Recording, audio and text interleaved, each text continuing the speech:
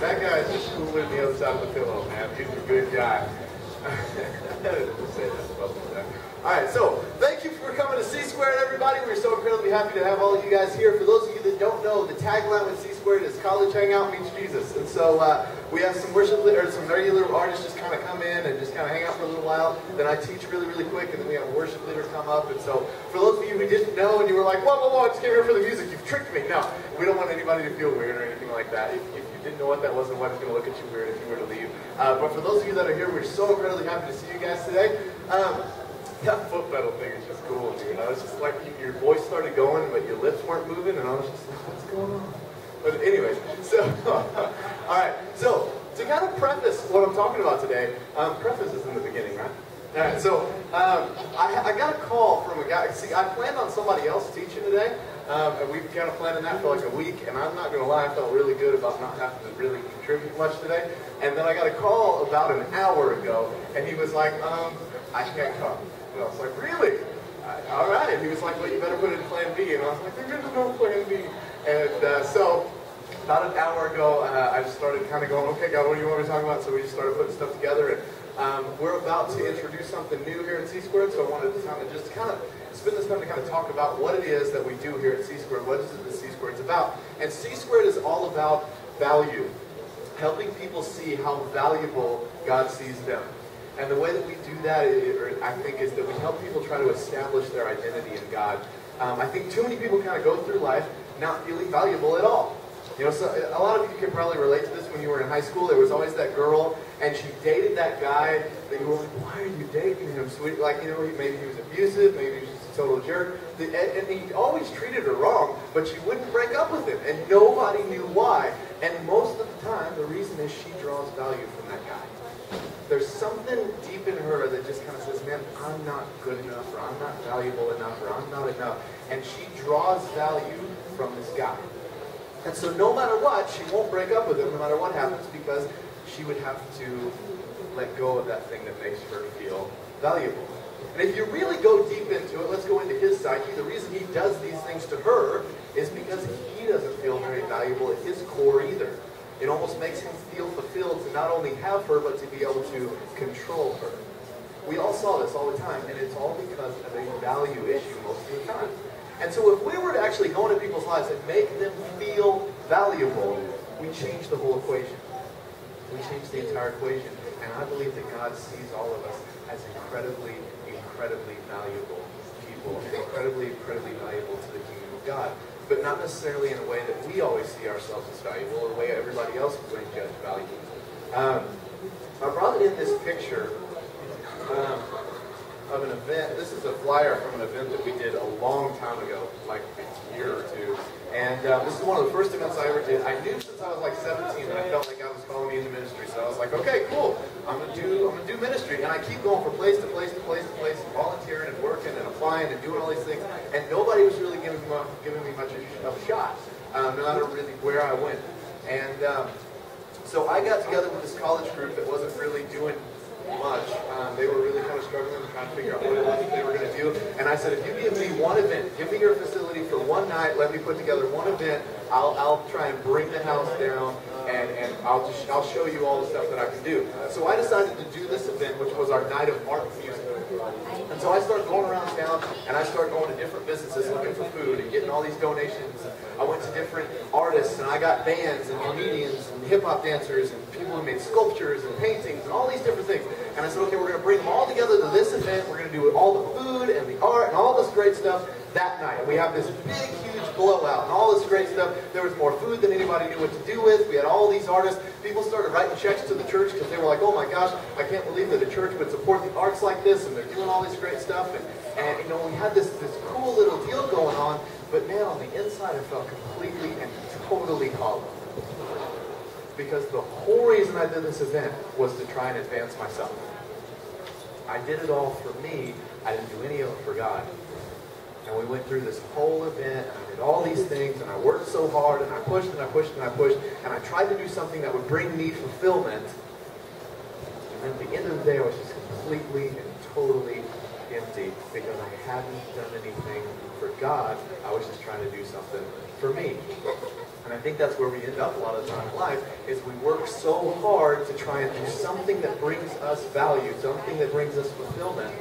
But it's not necessarily something from God. Not necessarily that it's a bad thing or anything like that, but our motivation, our why for doing things is a little off.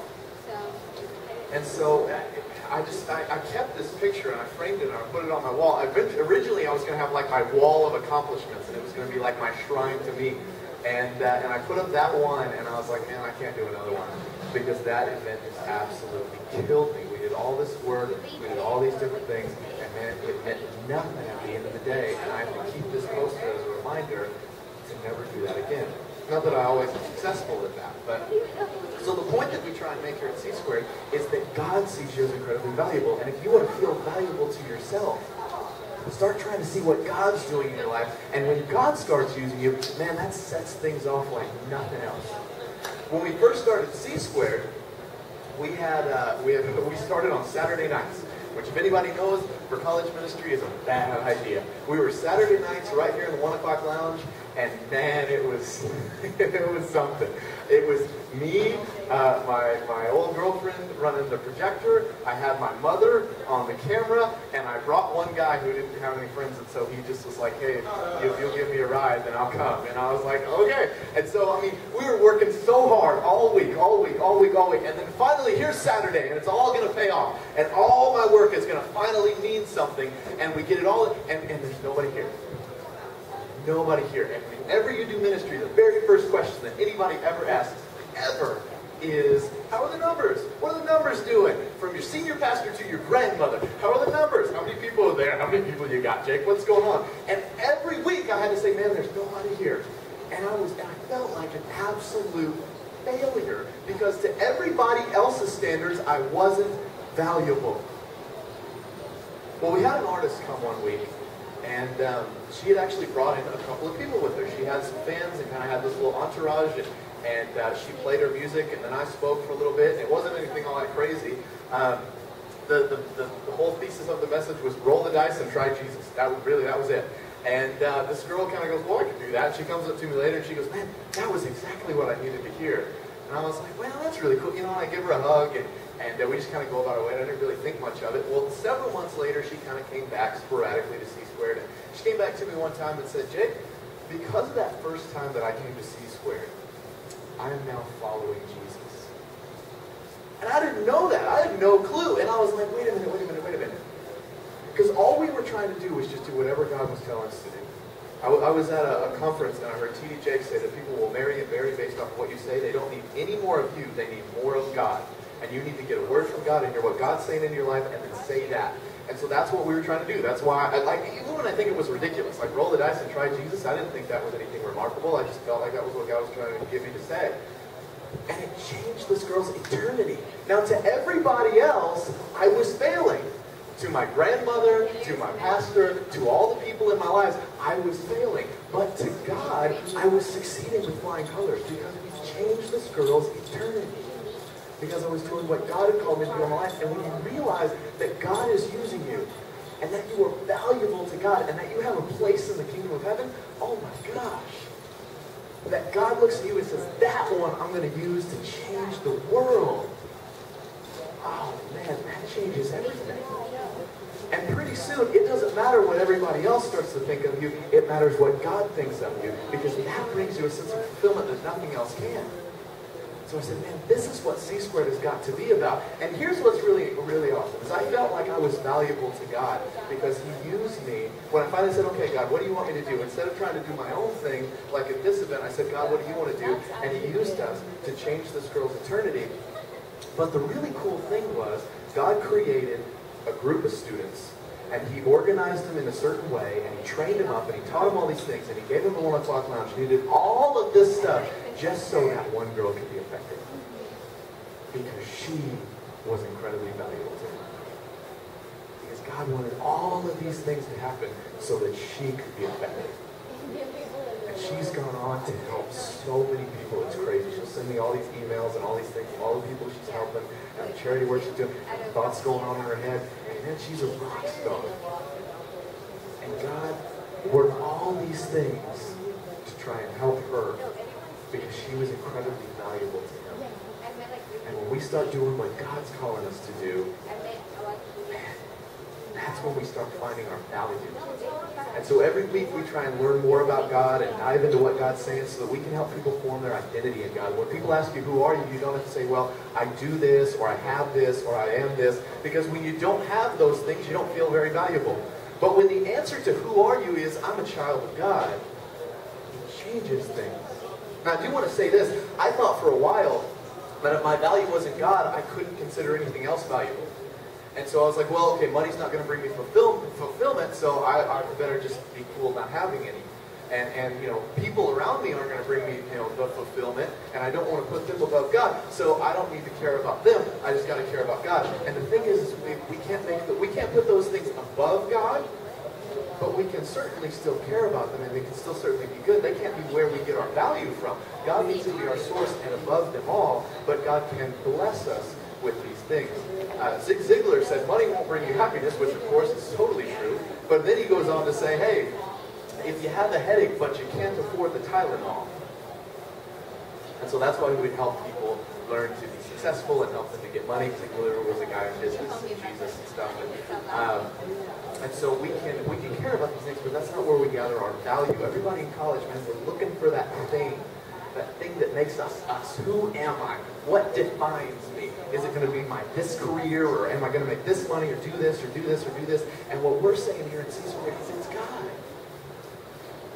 And so every week we try and look at something new, some other way that God can be working in our life, some way that we can form our identity in God, and we start drawing our value from God. And it starts to change who we are. Now maybe that didn't make sense because I did this an hour ago, but that is what C-Squared is. We're all about helping people see how valuable they are, that God desperately wants to be in their lives, that God pushes and pushes and pushes us every week to do this stuff. He keeps saying, don't quit, don't quit, don't quit, keep doing this, keep doing this, keep doing this, because if the one person that we're going to touch and affect that week is so valuable to God, the people that are hearing this are so incredibly valuable to Him, and He cares about them so much that He would push us so that He can reach you. That is why you are so incredibly valuable to God. And so here at C-Squared, we're about to have something new. I feel like God is calling us to connection. We kind of blow in, blow up, and blow out. We don't really get to spend any time with anybody. We don't get to talk with anyone. We're spending so much time moving equipment around, and we don't really get to know who any of you guys are, ever. And so what we've added now is after C-Squared's done, Kelsey Schneider is going to come up in just a second and start playing worship. She's going to play worship for a little while, and then once that's done, on the fourth floor of the Union, I believe it's room 415, we're going to have some time where we can all kind of get together and just kind of chill. You know, it doesn't. You know, we may do like some Bible study or some this or some that, but we're just really it's just going to be to hang out. Because how else? You know, a great way I feel we can show people value is to spend time with them. That these people are valuable to us, and you guys are valuable to us, and we want to put that time into you guys. We don't want to just kind of blow in and blow up and blow out. We want to do these things because I feel that God's called us to speak to as many people as we can and to try and affect at least one person every week. But I want to be able to know who the people around us are and help them feel valuable because we spend time with them. The beauty is we're also able to do food up there because there's all sorts of regulations. We can't do food here, and we can do food there, which is good. And so that should be a really cool time. There was a group the other day that invited me to like a photo scavenger hunt. And like you just went around town and took pictures of like cows and slides and swings. But I'm gonna tell you what, I feel like I'm gonna be buried next to those people. We're tight now, like we, you know, and I want to be able to do some stuff like that. We do something called the Fishing Pole Project, where we raise money for bus passes for people around town. I want to do some car washes and some things like that. I want to be able to create some community here and do this connection like God is talking about. And I feel like if people can know what C-Squared is, if they like that mission, and say, you know what, I feel like I could bring value to other people. Or you know what, I don't feel very valuable. Why in the world would I be so valuable? I want C-Squared to be a place for them. Because at the end of the day, God went from heaven to earth. Went from the place of perfection down here with us. And died on the cross so that all of our sins could be gathered up and put on Him. Because you were valuable to Him. God went through all of that so that He could be close with us. Because He Thank you guys for being here. Miss Kelsey Snyder is going to come up and do worship, and she's good. Y'all are